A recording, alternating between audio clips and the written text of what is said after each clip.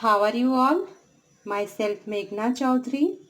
बच्चों, आज हिंदी ग्रामर के अंदर लेसन नंबर 2 हिंदी वर्णमाला पढ़ेंगे।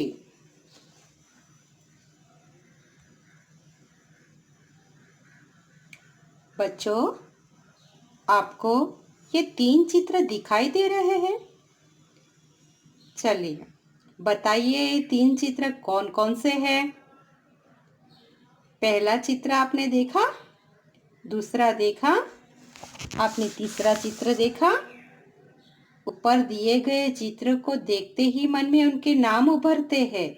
जब हम उन्हें मुख से बोलेंगे या लिखेंगे तो कुछ ध्वनियाँ भी साथ आएगी, जैसे सेब, इमली, घर, है ना? चलो, उसको किस प्रकार से हम लिखेंगे?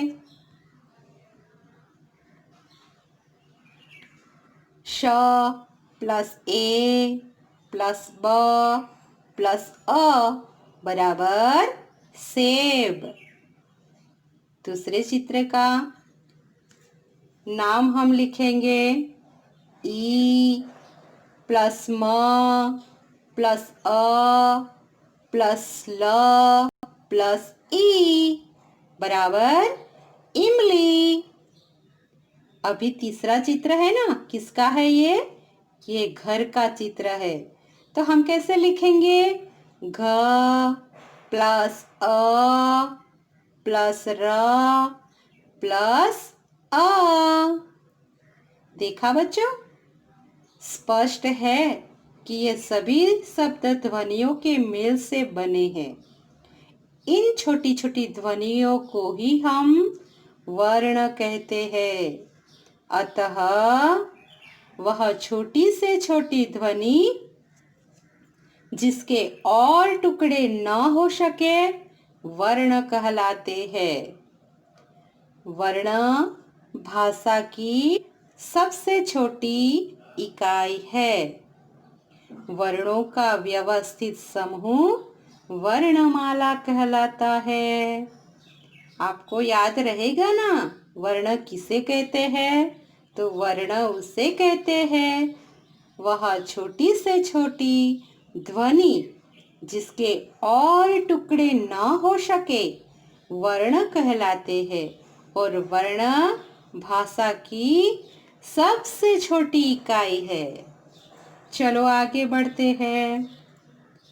चलो बच्चों, अब हम वर्ण के भेद समझेंगे। वर्ण के 2 भेद होते हैं। पहला भेद है स्वर और दूसरा है व्यंजन। बच्चों, स्वर किसे कहते हैं? हम स्वर के बारे में पहले समझेंगे। स्वर हिंदी वर्णमाला में कुल 11 स्वर होते हैं। ये स्वर कौन कौन से हैं? चलो देखते हैं। अ, आ, ई, उ, रू, ए, ऐ, ओ, औ। इनका उच्चारण किसी अन्य ध्वनि की सहायता के बिना स्वतंत्र रूप से होता है। किसका स्वतंत्र रूप से उपयोग होता है? तो स्वर, जिसका उच्चारण करते वक्त ध्वनि की सहायता के बिना हम स्वतंत्र रूप से उसका उच्चारण कर पाते हैं। देखा बच्चों? वापस एक बार दोहराए, हम स्वर किसे कहते हैं? तो अ, आ, ई, उ, रू, ए, ऐ, ओ, औ। बच्चों, जब इसे गा के हम समझेंगे ना तो बहुत मजा आएगा। चलो हम भी इनके साथ गा के दोहरा के याद करते।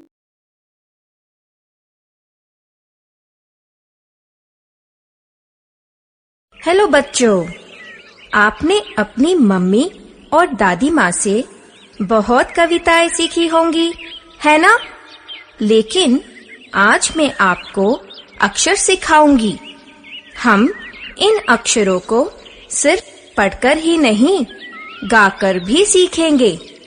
लेकिन मेरे प्यारे बच्चों, आप सबको भी मेरे साथ गाना होगा। गाएंगे ना? बच्चों, शुरू करते हैं स्वर वर्ण से। लेकिन पहले मुझे ध्यान से सुनो, फिर मेरे साथ बोलो।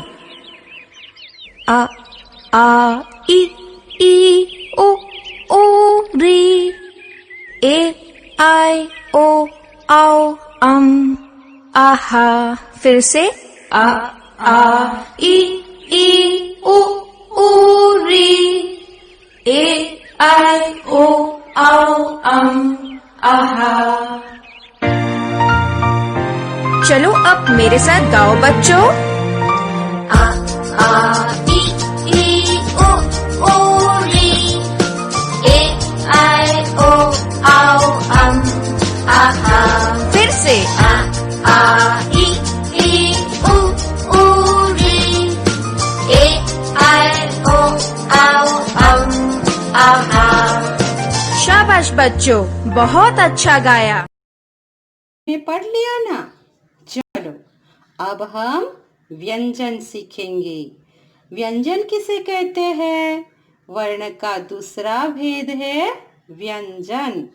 व्यंजन हिंदी वर्णमाला में उनकी संख्या कितनी है? तो 33 व्यंजन है। हिंदी वर्णमाला में कुल 33 व्यंजन होते हैं। ये व्यंजन कौन कौन से हैं? चलो हम पढ़ लेते हैं।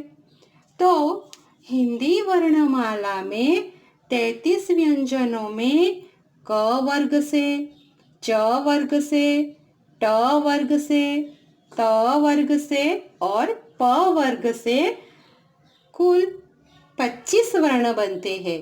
चलो उनको हम विस्तार से देखेंगे। क वर्ग क, ख, ग, घ। फिर च वर्ग च, छ, ज, ज। अब आती है ट वर्ग ट, ठ, ड, ढ, ण। उसके बाद त वर्ग त, थ, द, ध, न। और अंत में प वर्ग प, फ, ब, भ, म। देखा बच्चों, आपने 25 वर्ण वर्ग के हिसाब से बांट के देख लिया। लेकिन और जो वर्ण है जिसमें 4 वर्ण अंतस्थ व्यंजन कहलाते हैं और दूसरे 4 वर्ण हैं जो ऊष्म व्यंजन कहा जाता है। चलो अंतस्थ व्यंजन देखते हैं। य, र, ल, व। और ऊष्म व्यंजन श, श, स, ह। हुए ना कुल 33 वर्ण। इनका उच्चारण स्वरों की सहायता से होता है। स्वर रहित होने पर उन्हें हलंत के साथ लिखा जाता है, जैसे क, च, ट, त, प, य इत्यादि।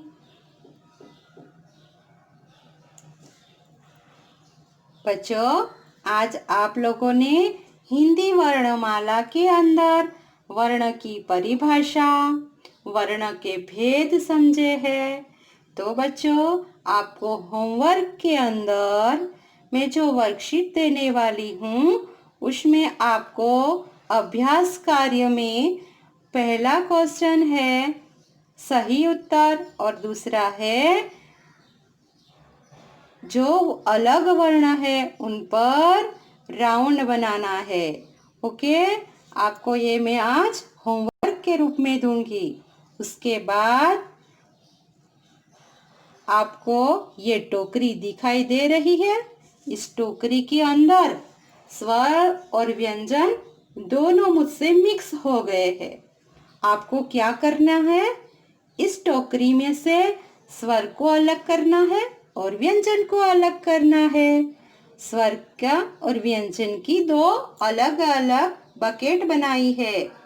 तो आपको क्या करना है? स्वर को अलग बकेट में लिखना है और व्यंजन को अलग बकेट में लिखना है। Okay, thank you. Thank you for watching. Stay home, stay safe.